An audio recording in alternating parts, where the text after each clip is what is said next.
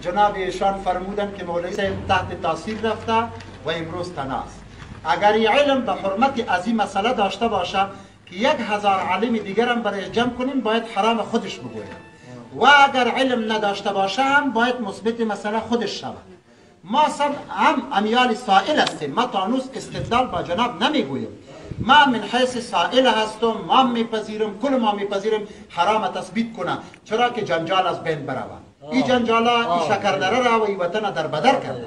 این اختلافات مردم در شقاق و نفاق مندازه. باید مردم متحد باشه. غرض ما چیز است، دیگر چیزی نیست. حرام ثابت کنه ما سب قبول داریم، مشکل نداریم. جناب مولوی بس که اندر دل تغلش مولوی تپید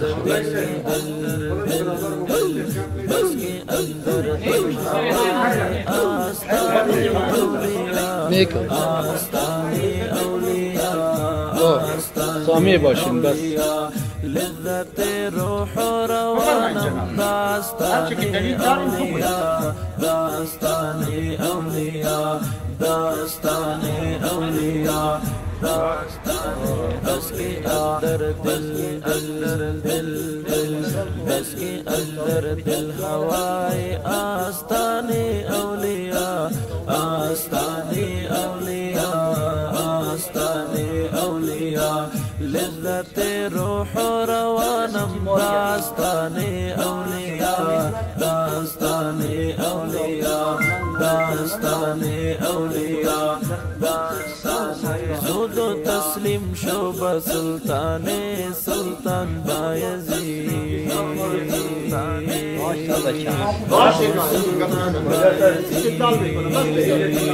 شمس مولانای رومی درمیان اولیاء درمیان اولیاء شمس مولانای رومی درمیان اولیاء درمیان اولیاء بس که اندر دل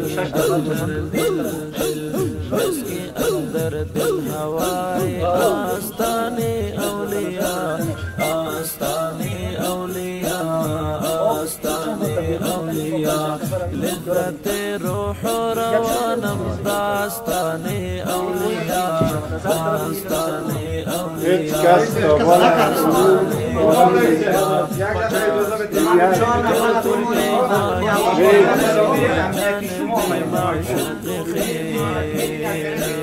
جانب معشوق خیر گیر و دستی سیف الرحمن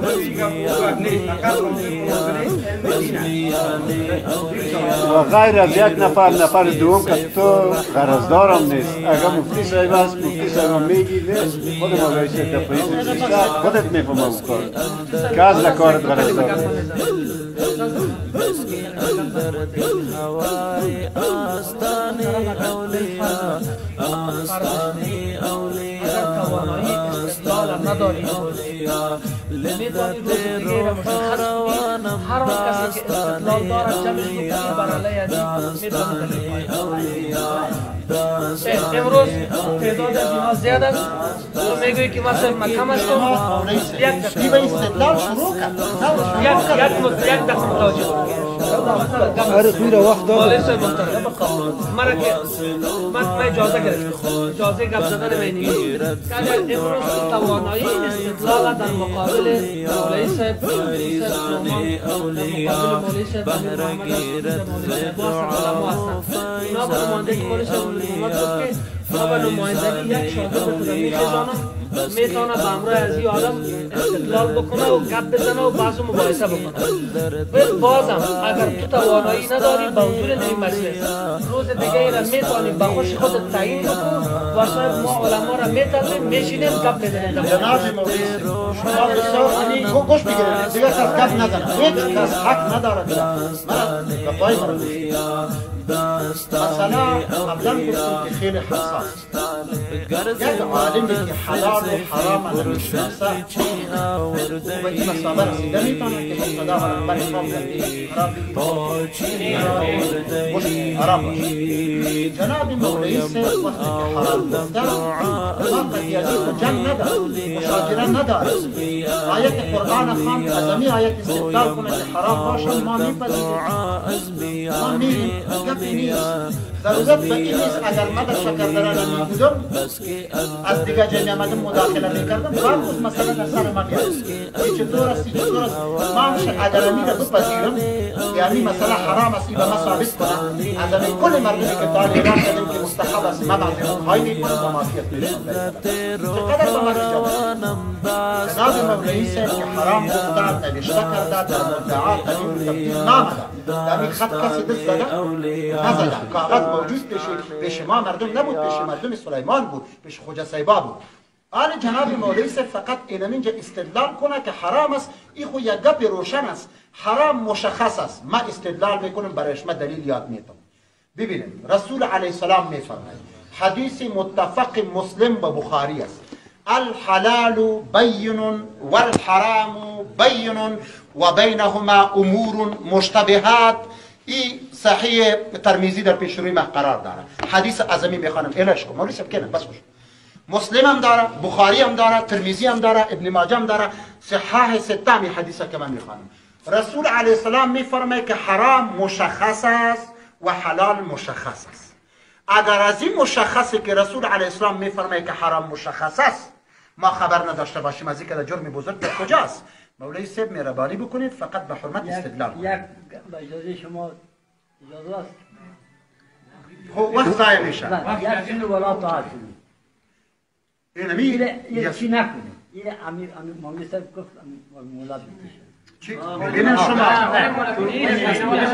شما خب وزیر خیر مولت میتیم گوش بگیرید. مولوی صاحب در همین مجلس اقرار کنه که من حلال و حرام نمیشناسم با دیگه مبارکه که خودش میشناسه چرا نمیشه. بگو مولوی صاحب امشب بگو نفر میموره سر هیلیس خود جنگ میشه نفر کشته میشه. تو خو حرام گفتی. آره چطور کنیم ما این کارو بکنیم یا نه؟ قرار نگه دکتر چیزی چه باشین گوش میدید از روز جنازه تا بلی خو مهلت به جناب قاضی صاحب. مفتي صاحب باید او خبرې وکم دا مولوي صاحب وویل چې دا بحث باید بلې ورځ ته وغورځېږي چونکې علما راغلي دي دا د لرې لرې ځایونه یو مسله په دین کې باید چې زر حل شي. دا موږ ته تجربه شوې ده 2 ځلې نور هم د دې شکردرې د علماو په منځ کې اختلافات جوړ شوي وو. دلته راغلو د یو ولسوالۍ کې ټیم ورته که دې نه لاړو هغه ته که نه باغ ممتاز ته باغ ممتاز لاړو د مولوي صاحب مسجد ته حاجي بخشوي ته مسله همغسې پاتې شوه تر نن عصره پورې. نو په کار د عالم هم ګوره مصرف لري بېچاره خل دي او دغه اختلافي مسایلو کې که یو سړی دلیل لري دا نن دې مسله خلاصه کړي که نه لري باید اختلافات د علماو په منځ کې نه اوسېږي.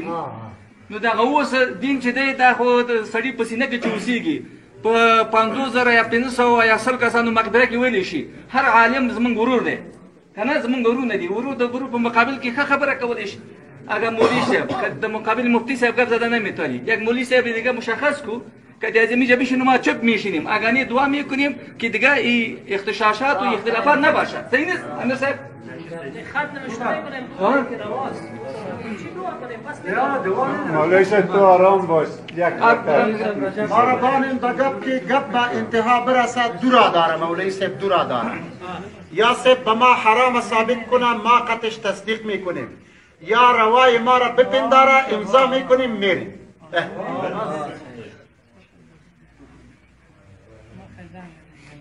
فتأمل بیبی این تمسخر بازی نکن دیگه بگم نگاه نه این مسئله دین است مسئله تمسخر اینجا نیست. تو بانک مولوی صاحب گپ مولوی صاحب متوجه شدی مولوی صاحب چی گفت برازی صاحب یا قبول کو یا جواب بده.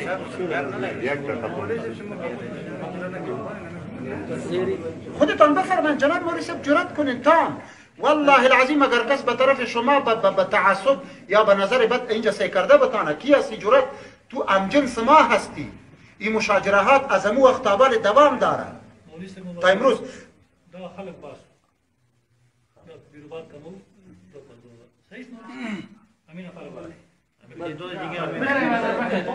بخیزین شما هم برید. خیلی شما مدنی صرف آدم خرد نیست، از دیحیی آمده، از دیسبز یک عالم متبحر کشور ماست. جناب بشیر احمد صاحب نثار آشناسین که 14 سال میشه که در تلویزیون ملی عهده مسائل دینی را به دوش داره و سیرت به دوش داره. اینا را ما زحمت دادیم. جناب مفتی صاحب شما مناظر معاون یک مناظر یک معاون دیگه کل ما میبره ثالث تعیین کن گپ خلاص ثالث خیلی ببینید همین گپ خیلی نیک است. مولوی صاحب خدا اجر بده، گپ خوب است.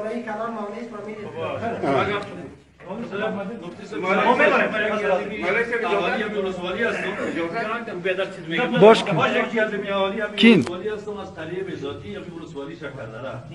این مناظره را اگر امروز ما به تعویض بردیم سبا تریه ما یک کس احیانا فوت میشه دموجه ما امی کار میکنیم. راست میگه که این آرام است، دموجه یک مناقشه جور میشه، یک نفر دو نفر یا آگار میشه یا فوت میکنه. ما امی اهالی که آمده میره با تعویض نمیندازیم. شاباش حمید سعید خط توزیع شود، خطاب به مالکای منطقه توزیع شود، مالکای منطقه قریجات ها رفتیم حل میشه، مسئله حل میشه. مشوره مولوی صاحبی است که گروبات یک دقیقه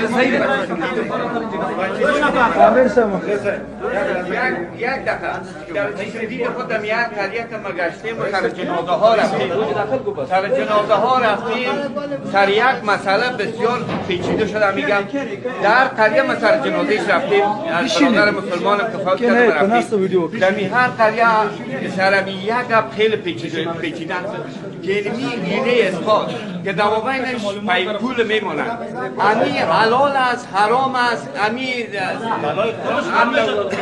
دلای قرآن میمونند، قرآن در میتن. امی وقتی ما ثابت کنیم که ما دیگه طرف نریم، ما دیگه طرف نریم. سر میگم خیلی مولوی چی شده؟ حالا چی باید بکنیم؟ این خب ما تقاضا داریم، ما میگیم ترک میکنیم امی کاره.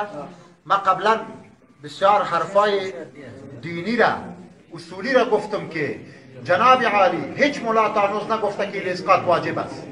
الاسقاط امر مستحب است، تعریف مستحبمی است که شبه فایده و ثواب داره که نشبه گناه نداره. ببین مشکل نداریم در این موضوع، لیکن جناب عالی گفته که حرام است. در حرامش مشکل داریم، من مرتکب حرام، تو مرتکب حرام، به ما قناعت بده، گپ خلاص. مفتی صاحب محترم، یه تا که زوایر دوستای عزیز خوجه صاحب مهربانی کرد که اینمی مسئله برای ما ثابت شود که حل اسقاط چی حکم داره. ما دعوی مستحبیت داریم که مستحب است. مولوی صاحب حرام گفته، دلایل نداره، استدلالات نداره. فلهذا ما شما کتابای عدید داریم که هم از علمای اعلام است. 200 سال، 300 سال، 500 سال پیش علما ایره نوشته کرده. فلهذا ما شما اینمی استدلالات باید مولوی صاحب دلایل پیش میکنه یا نمیکنه که به ارتباط استحباب ما دلایل پیش کنیم که اینها بشنوه که نبی بله ما معلومات شوه، شما خود میفهمید روشن شوه، شما میفهمید روی ما روشن شوه. همه کتابای اینها رو جناب اصل در اشیاء اباحت است و حرمت عارض است. مولوی یعقوب میفرماید که عارض مقدم نباشه، دلایل خود مقدم پیش بکنه، حرمت پیش بکنه، ما اصلا استدلال بکنیم و کشف عارض بفهمه، اجماع پیش بکنه. اگر نمیکنه دیگه بپذیره که یارا مستحب است. این مسئله را ما پیش کردیم که علم اصول میگوید که اصل در اشیاء اباحت حرمت عارضی و در عارض دلیل به ضرورت به دلیل است و مقدم است. باید دلیل است. جناب مولوی صاحب بفرمایید. مولوی صاحب میاد البینات علی المدعی و اليمين على المدعی. تو مدعی است یا منکر؟ ما خو منکر حرام است. ما منکر حرام هستیم. نه تو مدعی چیزی؟ تو دعوا نکردی، مجھے اثبات نشدی که حرام است. تو گفتی ما ثابت میکنم، ولی ثابت میکنی ثابت بکن. علیکم والیمین علی من انکره. امیر که تو دلیل پیش میکنم یمینی توست، یمین خود پیش بکن. الیمین البینات علی المدعی، مدعی باید که اثبات بکنه. تو میگی که مدعی حرمت خود تو شدی. شما گوش بگیرید جناب مولوی صاحب محترم، بازم در فکر شما القا میکنیم جناب مولوی صاحب تسامح و چشم پوشی نکو. در خانه الله نشسته هستیم، برای مردم یک مسئله بسیار عجیبی را پیشنهاد کردی، حرمت گفتی، تو حرمتش ثابت کو. ما میگوییم که هر حرام در دین ما به دلیل ثابت است. امی حرامی که تانوز به ما دلیلش معلوم نیست، ما را بفهمم. خلاص ما میریم میپذیریم قطع امضا ولی اسقاطی که فقها را چی کردن، لیکن ما و شما میکنیم که ملا یک جمع میشه ما را چی میکنیم در مورد از این آقا قبول اگر داری؟ حرمتش ثابت که اگر حرمت ثابت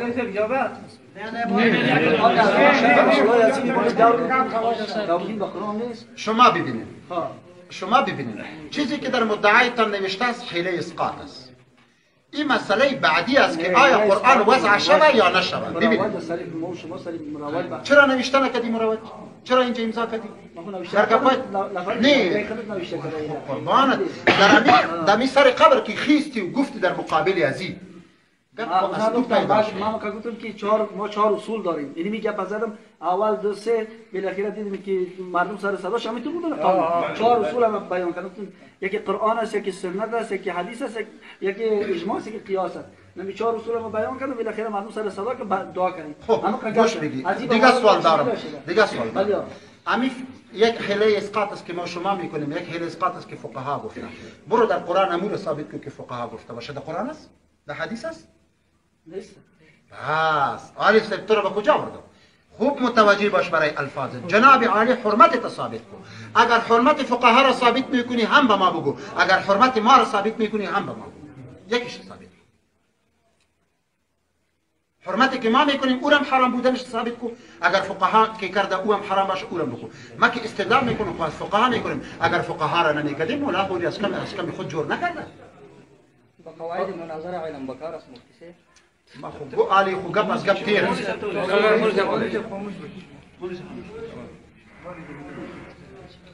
حرامش ثابت که استدلال کو ما میپذیریم. بخاطر جمیل قرآن که میمونه دارمیتی حرام است. قرآن میمانیم. ببین درست دوستا شما گپ شنیدید. مولوی صاحب گپ زد که قرآن در سر از این مانده میشه، گردانیده میشه. توهین قرآن است. توهین قرآن به نسبت کفر است. توهین قرآن چی است؟ کفر است. کفر است. همین کل مردم کافر شده تا ولی که قرآن مانده نشده کافر. بابا گوش بگی گپای تا سنجیده بزن جناب مولا. شما تو نشسته بودی قرآن هم مانده بود. همین تو ده اسقاط بودی. مولوی صاحب ده اسقاط بود. قرآن هم مانده بود. خب از روی مجبوریت مولا باید حرام بکنه. از روی مجبوریت مولا باید حرام بکنه. به نظر برادر توهین قرآن باید مولا بکنه از روی مجبوریت. حرام باشه. خنده نکنید. خانه مولا خدا از روی مجبوریت باید توهین قرآن بکنه. نه. مولا از روی مجبوریت باید فعل حرام بکنه. تو چطور استدلال میکنی که توهین قرآن است؟ کسایی که نشسته کلش به قرآن ایمان داره. کسایی که نشسته کلش وضو داره. کسایی که نشسته قرآن به احترام میگیره. یگان پیش بوسم میکنه. این توهین قرآن است؟ کی گفته بی حرمتی و بی عزتی از زبان ما تو ثابت نمیشه؟ این دین است. باید ما استدلال کنی. باید به ما استدلال کنی. قناعت برای هدایت بشر آمده. این هذا القرآن یهدی للتی من بخاطر هدایت بشر آمده. خب برای تلاوت نامده؟ برای برکت نامده؟ برای تعظیم نامده؟ دادن ما و شما نامده. که قرآن نیست که قرآن کریم سوال دارم. قرآن تنها حیثیت هدایت داره یا حیثیت مالیت هم داره؟ حیثیتی علمی که بزن با کتاب بگو. حیثیت مالیت داره یا نداره؟ داره. من حیث که اوراق است، من حیث که خط است، من حیث که تبع میشه، من حیث که در بازار خریده و فروخته میشه. حیثیت مالیت داره یعنی؟ فقهایی که قرآن ماندن در اینجا تجویز کرده خو یا وسیلتن کرده که رسول علیه السلام میفرمه اللهم ارحمنی بالقرآن العظیم. یا تبرکن کرده. این از خاطر وسیله ما میاریم. این برای توهین خو نمیاریم قرآن که تو میگی این توهین قرآن است. هر گپی که میزنی باید با یک استناد دینی به ما ثابت کنی. این توهین قرآن به نزد ما کفر است. ولی کلگی کافر شده. دین روز که تو ماندی اگر به فتوای خودت هم از ایمان برآمدی کافر شدی. این دیگه هم از ایمان برآمده کافر شده. تو که چیزی فتوا میتی به او چرا عمل نمیکنی؟ دین وسیع مطالعه آن قدر وسیع مطالعه کو که تمام اطراف دین بسنجی. اینجا میگی توهین قرآن است، اونجا میگی توهین، اونجا کافر نشده. به نزد ما توهین قرآن اگر کس یک ذرم قرآن توهین کنه او کافر شده. اگر یک خروارم توهین میکنه او کافر شده. تو میگی توهین قرآن است، علی مردم کافر شده. تا مادامی که ما میشناختیم این مردم سلیمان از وقتی مرحوم حاجی مولوی صاحب تا بعد قرآن مانده شده این قریه کافر است. این توهین قرآن کردن این مردم. جناب مولانا توهین قرآن هم ثابت میکنی برای ما کی توهین قرآن است، به دلیل ثابت میکنی. برای ما ثابت میکنی که حرام است، خیرات هم به ما ثابت میکنی که حرام است. اگر نه امی لحظه تو میپذیری ما فعل دو صحابی را وصیتش ثابت میکنیم که صحابی میگه که من مردم بعد از مردن من خیرات کنین. در روز اولش خیرات شده، هر دویش مال ذبح شده و خیرات شده، در کتاب حدیث برات نشان میده. یا میپذیری یا صحابی را رد میکنی، او را سب مبتدی و حرامکار میگویی، یا خودت میپذیری. این دین خود ساخته دین نیست. وقتی که ببین جناب عالی بحث عالی از مناظره به گوشه رفت، ما دانستیم که تو قوت استدلال نداری. ما با علما رویبروی میشیم که اونا کووری هستند، عربان و عجمان. گپ از این قرار است. جناب مولوی صاحب به خدا دل ما درد میکنه، دل ما درد میکنه. ما به خاطر تو رو پماشه که میگیریم دین خود را برای آیت میخوانم. ولا تقولوا لما تصف السنتكم بخوان القاری صاحب